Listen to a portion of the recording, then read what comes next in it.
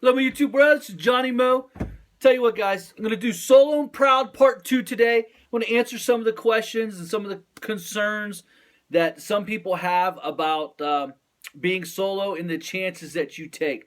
And I want to tell you, there's risk involved in everything you do. But being solo means that if you're out there doing it all yourself and you get hurt, you could lose your business. But I want to tell you, in the 20 years that I've been in business, I want to share some stories. I want to motivate you. There's some of you are thinking like you're running yourself into the ground right here. I'm going to tell you right now. I'm going to explain some of you right now. And you're going to get a comment or two like, wow, Johnny, you're talking right to me. And the only reason why I know that because it happened to me. So I'm going to share my experience and it's going to be explain exactly how you're feeling. You walk out to the driveway. It's 8:30. Everyone's supposed to be there. You're ready to go. You're properly planned. You got your lunch bucket and you're looking around. There's nobody here. Ding, ding, ding, ding. Oh, there's a phone. Oh, sorry, running 10 minutes behind, woke up late. Employee number 2. Oh, sorry, stayed up all night, not going to make it in today. Oh, I'm sorry, I forgot I had a doctor's appointment. And your whole day's ruined. And you're really not making that much money because to grow the business means you had to put out extra money for employees. You had to buy extra mowers. You had to buy extra trucks. And the phones ring. Hello? Hey, this is customer so-and-so. You said that you were supposed to be done with my mulch job last week. You still haven't even showed up. I'm getting very upset. If you can't handle the work, then you need to, I'm going to find someone else and blah, blah, blah, blah. Hello? Hey, you were supposed to be here yesterday to fertilize my grass. You're not here yet. I want to know what's blah, blah, blah, blah, blah, blah, blah, blah. And you're like, ah! That's how it was. You're growing and you're paying out all this money. And then the kicker at the end of the year, you finally get through the year. You make it through the year. You get all the work done. You start to appease everyone. All the scheduling's done. And then, boom, Workman's Comp gives you an extra audit. And they say that you're $10,000, you're $20,000 over your insured limit. And so here's a $5,000 bill. Just throwing numbers out there. That's not accurate, but I'm just saying, here's another $5,000 that you owe us. And you're like, man, so you pay out the workman's comp and then you realize you got to up your workman's comp for next year when you do. Hey, we had $30,000 in overtime this year. And you're in overtime because, you got everyone calling you all at once. Everyone's on overtime. You're working. You're not getting ahead. You never bid a job for overtime. And it seems like you're always on overtime. I get it. But Johnny, you're secure because you can have these employees help you out. Well, what happens when your number one foreman leaves you? And all of a sudden, all the work. So you got to understand something. When you're in mowing and maintenance stuff, there's a short window for you to get it all done. So it's always run. You're always running around. So if you lose your number one guy and you're stacked max, you're right back into it. You're going to lose that work. Other people are going to take it over for you. And see, that's the problem that we have. You see, we listen to these other people and here's a good book, The E-Myth. They take this McDonald's systematic thing and then they come over here and try to apply it in every aspect of life. But you can't do that. You forget about weather, employees. It's like the book never even met. What about employees? How to hire and fire. We live in the Northeast. We live in the Rust Belt. There was a time where there was so many people here who had money. Now there's not.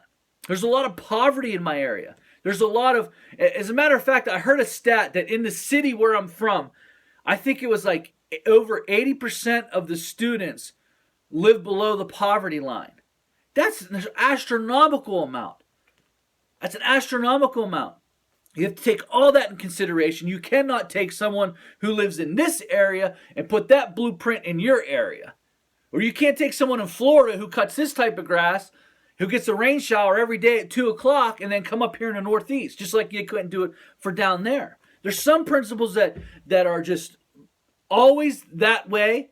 That's the principle, and it'll transfer no matter where you're at. But there's some principles that just can't transfer over. And so I want to tell you that you're sitting here, you're frustrated. You had a terrible year last year. You didn't make any money. And you're like, I'm going to downsize, but I'm afraid to do it. I understand the pride that it feels, that you feel having trucks go everywhere. You have employees go everywhere. And, it's kind of funny. I'm almost non-existent in my town now. I used to, Johnny, I see you everywhere. Now I'm just kind of like real low key, not that many customers, but I've found a way to bring back this less stress levels to be able to get to every one of my kids' games. You know how important that is? And still have money in the bank and still be able to make budget, still be able to save for retirement, still be able to take vacation. I believe that's more important than having the stigma of you're huge, you're everything. But the truth of the matter is when you pull in the driveway at the end of the night, you have no money. That's the key. Well, Johnny, if you step into a hole, Johnny, or you break your leg, or you break your arm, Johnny, you're not going to make it, Johnny, and then you put your family at risk. Let me tell you something. I've been in this for 20 years. I've had a few injuries. I'm going to motivate some of you. I was playing in a basketball game, and it was a men's pickup league. It was probably about a decade ago. Kid goes up for a dunk. I go up to block it. His knee comes up and cracks my rib. But I don't know if you've ever cracked a rib. There's nothing really they can do for you except for to wrap it, keep it tight. It hurts to breathe. It hurts to talk. It hurts to do anything. You can't even get up out of bed. You have to kind of roll because when you move, it moves and it hurts. And trying to lift a gate down. Oh, my goodness. But what did you do? I wrapped it as tight as I could. I took a day off. I laid in bed. Took some Advil. Took 4 Advil, 800 milligrams. Halfway through the day, I took another 800 milligrams. We made it through because that's what we had to do. Because you do what you have to do as a small business owner. Was it fun? No. Was it very, very difficult? Did it take me 3 times as long to do it? Absolutely it did. Did it take me 7 days to do 4 days worth of work? Absolutely it did. But you do what you got to do. Because you're an entrepreneur, you're a small business owner, and family, my wife and kids were counting on me. They were counting on me not only to grow the business, but to be able to supply an income for them. So at the end of the day, I just kept going. I kept pushing. It took a long time for that rib to heal. Probably took 5 times as long as it would have if I'd have just taken 2-3 weeks off and let it heal. But no, I just kept pushing, and we kept going. Another time.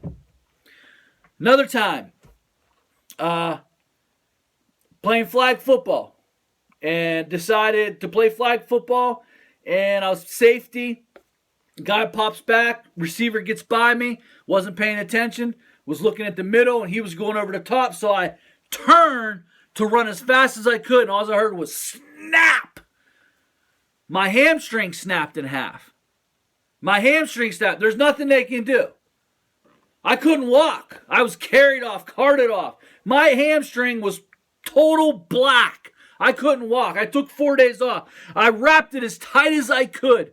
I put every cream on it. I took the Advil every 4 or 5 hours, whatever it required, 800 milligrams. And I hobbled around with a little string edger, and I just 1 step, 2 step, 3 step. It was the worst. It took 6 weeks to be able to even walk without a limp. It took 6 months for me to actually put pressure on it and actually not feel pain. But what did I do? I looked at it and said, my family needs me. My family's counting on me. Sometimes you have to deal with pain in your body and just say, you got to do what you got to do. And you got to stop listening to people saying, well, Johnny, if you get hurt, you're never going to make it. Listen to me. I'm not going to let my family down. There's been times where I've been laid up in a hospital with heart monitors and all kinds of things. I had to get an operation where they stuck a little thing through my thigh and they went up and looked. And you know what? You do what you got to do. I went to work with heart monitors on me for a week. Got hooked up, and I was slamming out bushes. Why? Because you do what you got to do.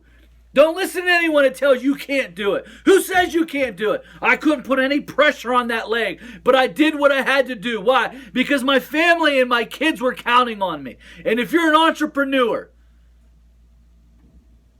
if you own a small business, there's going to be times where it's going to rain, but I'm going to tell you something. Then on the other side of the rain, it's going to get better. It sucks to have to go through the rain. But I want to tell you, you're a guy out there, you have 50 people working for you. If you lose that one guy, and you know who that one guy is, your business starts to crumble. I've watched it happen here locally. Had a guy, he had a big business here, nice sized business, lost his number one guy. Owner had to jump back in the truck, was out of business within 2 years. So there's no safety if you have a big company or a small company. I'm just telling you, there's some people out there right now who read Lawn and Landscape, who are reading Landscape Management. You're thinking, man, I'm never going to make it because I'm still solo. I want to tell you something. You can live very comfortably on a solo income. I do it. I've been there. I've had 2 trucks going out. I understand the stress level. You can make your company be what it wants to be. I don't miss my kids' games. I don't. I coach almost every one of my kids' sports. I'm able to do it. I find a way to do it. Last year, I got sick with bronchitis. It just would not go.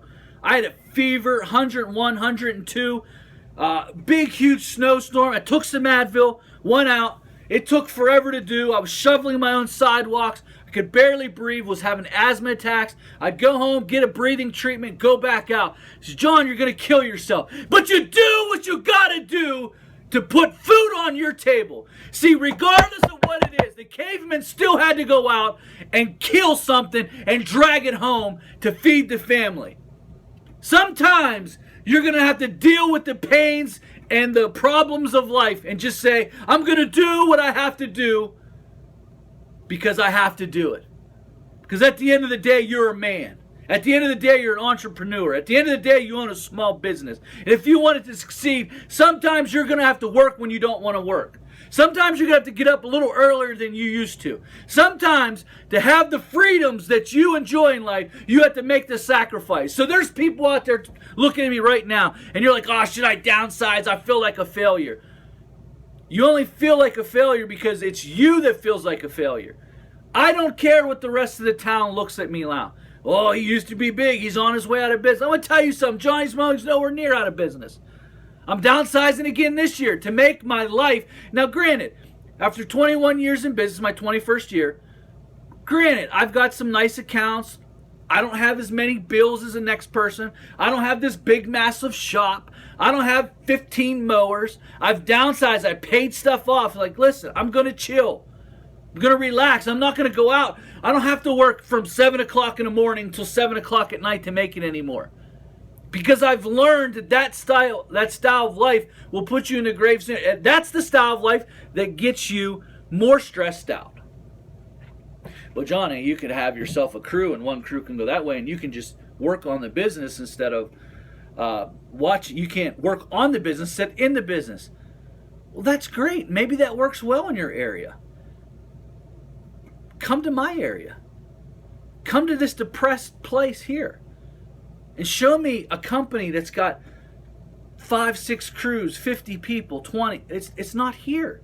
It might not be where you're at. We don't even have a Starbucks. I've said this before. If you don't have a Starbucks in your area, Starbucks have looked at your area and said there's not enough money for them to buy our coffee, so we're not going to even try and put one in your area. If there's a Starbucks in your area, they've deemed it fit. Hey, there's some money in this area. When the Mills left this area, they left it depressed. So it doesn't mean a business can't thrive. It just has to thrive in a different way. You do what you got to do. I remember having to take 4 days off because I was in a hospital. Couldn't figure out what was wrong with the heart. Got home, had heart monitors on, and I'm out there slinging a weed whacker, doing what I have to do. There's been times where I had to call on other friends who were own their own lawn and landscape. It's like, man, whatever you need, we'll help you out.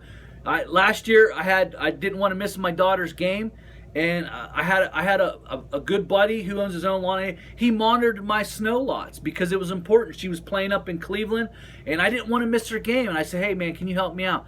That's what it's about, guys. You find a way to do it. You find a way to make it happen because that's the entrepreneur way.